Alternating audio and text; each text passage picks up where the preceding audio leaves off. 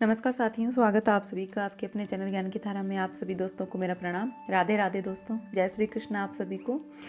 दोस्तों, इस संसार में प्रत्येक मनुष्य अपने परिवार की पालनार्थ तथा अपनी सामग्री के रक्षार्थ कर्म करता है, किंतु कोई भी मनुष्य बिना किसी स्वार्थ, किसी व्यक्तिगत तृप्ति के, चाहे वह तृप्ति आत्म केंद्रित हो या व्यापक हो, कर्म नहीं करता।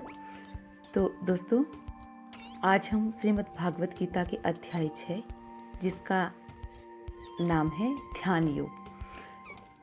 तो आज हम इसको हिंदी में सरल भाषा में सुनेंगे। तो चलिए दोस्तों, श्रीमद् भागवत गीता के अध्याय 6 ध्यान योग या आत्म संयम योग अर्थात योग में स्थित मनुष्य के लक्षण।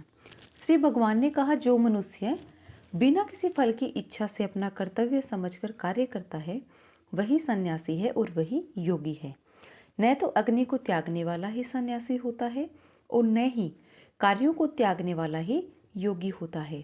हे पांडुपुत्र, जिसे सन्यास कहते हैं उसे ही तू योग अर्थात परब्रह्म में मिलन कराने वाला समझ, क्योंकि इंद्रिय सुख, शरीर के सुख की इच्छा का त्याग किए बिना कभी भी कोई मनुष्य योग अर्थात परमात्मा को प्राप्त नहीं हो सकता।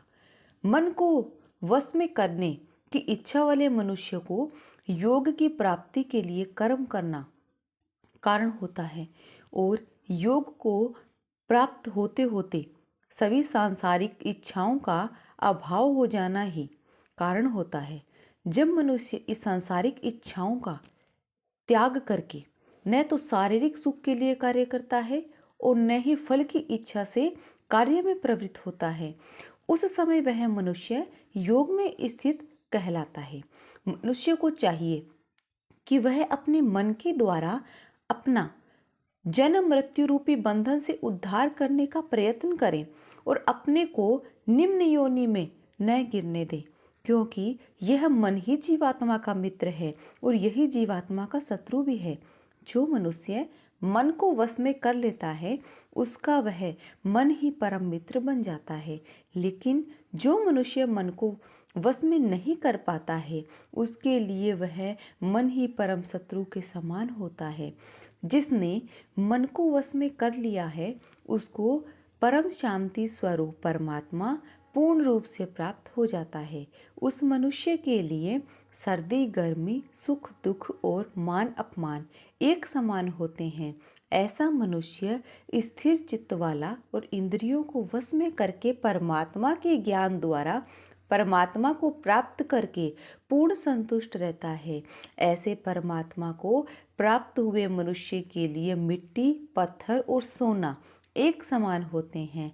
ऐसा मनुष्य स्वभाव से सभी का हित चाहने वाला, मित्रों और शत्रुओं में, तटस्थों और मध्यस्थों में, शुभ चिंतकों और ईर्ष्यालुओं में, पुण्यात्माओं और पापात्माओं में भी एक समान भाव रखने वाला होता है। ऐसा मनुष्य निरंतर मन सहित शरीर से किसी भी वस्तु के प्रति आकर्षित हुए बिना तथा किसी भी वस्तु का संग्रह किए बिना परमात्मा के ध्यान में एक ही भाव से स्थित रहने वाला होता है। योग के अभ्यास के लिए मनुष्य को एकांत स्थान में, पवित्र भूमि में, न तो बहुत ऊंचा न ही बहुत नीचा, कुशा के आसन पर मुलायम वस्त्र या मृगशाला बिछाकर उस पर दृढ़ता पूर्वक बैठकर मन को एक बिंदु पर स्थित करके चित्त और इंद्रियों की क्रियाओं को वश में रखते हुए अंतःकरण की शुद्धि के लिए योग का अभ्यास करना चाहिए। योग के अभ्यास के लिए मनुष्य को अपने शरीर, गर्दन तथा सिर को अचल और स्थिर रखकर नासिका के आगे के सिरे पर दृष्टि स्थित करके इधर उधर अन्य दिशाओं को न देखता हुआ बिना किसी भय से इंद्रिय विषयों से मुक्त ब्रह्मचर्य व्रत में स्थित मन को भली भांति शांत करके मुझे अपना लक्ष्य बनाकर और मेरे ही आश्रय होकर अपने मन को मुझ में स्थिर करके मनुष्य को अपने हृदय में मेरा ही चिंतन करना चाहिए। इस प्रकार निरंतर शरीर द्वारा अभ्यास करके मन को परमात्मा स्वरूप में स्थिर करके परम शांति को प्राप्त हुआ योग में स्थित मनुष्य ही सभी सांसारिक बंधन से मुक्त होकर मेरे परम धाम को प्राप्त कर पाता है। हे अर्जुन, योग में स्थित मनुष्य को न तो अधिक भोजन करना चाहिए और न ही कम भोजन करना चाहिए, न ही अधिक सोना चाहिए और न ही सदा जागते रहना चाहिए। नियमित भोजन करने वाला, नियमित चलने वाला, नियमित जीवन निर्वाह के लिए कार्य करने वाला और नियमित सोने वाला योग में स्थित मनुष्य सभी सांसारिक कष्टों से मुक्त हो जाता है। योग में स्थित मनुष्य का योग के अभ्यास द्वारा विशेष रूप से मन जब आत्मा में स्थित परमात्मा में ही विलीन हो जाता है, तब वह सभी प्रकार की सांसारिक इच्छाओं से मुक्त हो जाता है। उस समय वह पूर्ण रूप से योग में स्थिर कहा जाता है। उदाहरण के लिए, जिस प्रकार बिना हवा वाले स्थान में दीपक की लो बिना इधर उधर हुए स्थिर रहती है, उसी प्रकार योग में स्थित मनुष्य का मन निरंतर आत्मा में स्थित परमात्मा में स्थिर रहता है। योग के अभ्यास के द्वारा जिस अवस्था में सभी प्रकार की मानसिक गतिविधियां रुक जाती है, उस अवस्था में मनुष्य अपनी ही आत्मा में परमात्मा को साक्षात्कार करके अपनी ही आत्मा में ही पूर्ण संतुष्ट रहता है। तब वह अपनी शुद्ध चेतना के द्वारा प्राप्त करने योग्य परम आनंद को शरीर से अलग जानता है और उस अवस्था में परम तत्व परमात्मा में स्थित वह योगी कभी भी विचलित नहीं होता है। परमात्मा को प्राप्त करके वह योग में स्थित मनुष्य परम आनंद को प्राप्त होकर इससे अधिक अन्य कोई सुख नहीं मानता हुआ भरी से भारी दुख से भी चलायमान नहीं होता है। मनुष्य को चाहिए कि दृढ़ विश्वास के साथ योग का अभ्यास करते हुए सभी सांसारिक संसर्ग से उत्पन्न दुखों से बिना विचलित हुए योग समाधि में स्थित रहकर कार्य करें। मनुष्य को चाहिए मन से उत्पन्न होने वाली सभी सांसारिक इच्छाओं को पूर्ण रूप से त्याग कर और मन द्वारा इंद्रियों के समूह को सभी ओर से वश में करें। मनुष्य को चाहिए क्रम से चलकर बुद्धि द्वारा विश्वास पूर्वक अभ्यास करता हुआ मन को आत्मा में स्थित करके परमात्मा के चिंतन के अलावा अन्य किसी वस्तु का चिंतन न करे। मनुष्य को चाहिए स्वभाव से स्थिर न रहने वाला और सदा चंचल रहने वाला यह मन जहाँ जहाँ भी प्रकृति में जाए वहाँ वहाँ से खींचकर अपनी आत्मा में ही स्थिर करे। योग में स्थित मनुष्य का मन जब परमात्मा में एक ही भाव में स्थिर रहता है और जिसकी रजगुण से उत्पन्न होने वाली कामनाएं भली प्रकार से शांत हो चुकी है, ऐसा योगी सभी पाप कर्मों से मुक्त होकर परम आनंद को प्राप्त करता है।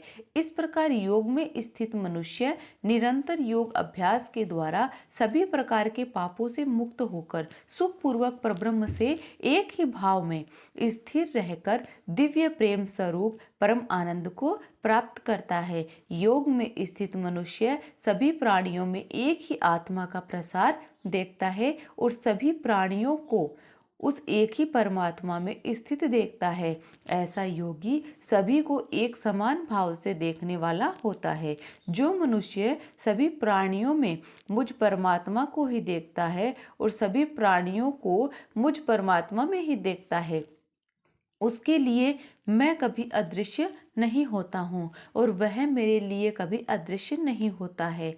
योग में स्थित जो मनुष्य सभी प्राणियों के हृदय में मुझको स्थित देखता है और भक्ति भाव में स्थित होकर मेरा ही स्मरण करता है, वह योगी सभी प्रकार से सदैव मुझ में ही स्थित रहता है।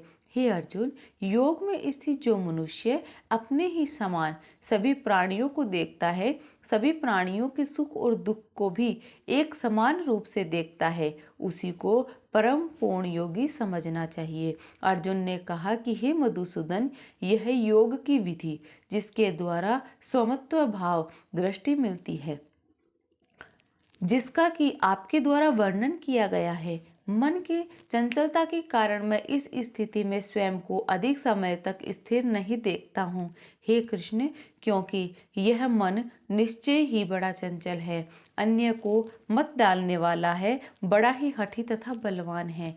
मुझे इस मन को वश में करना वायु को वश में करने के समान अत्यंत कठिन लगता है।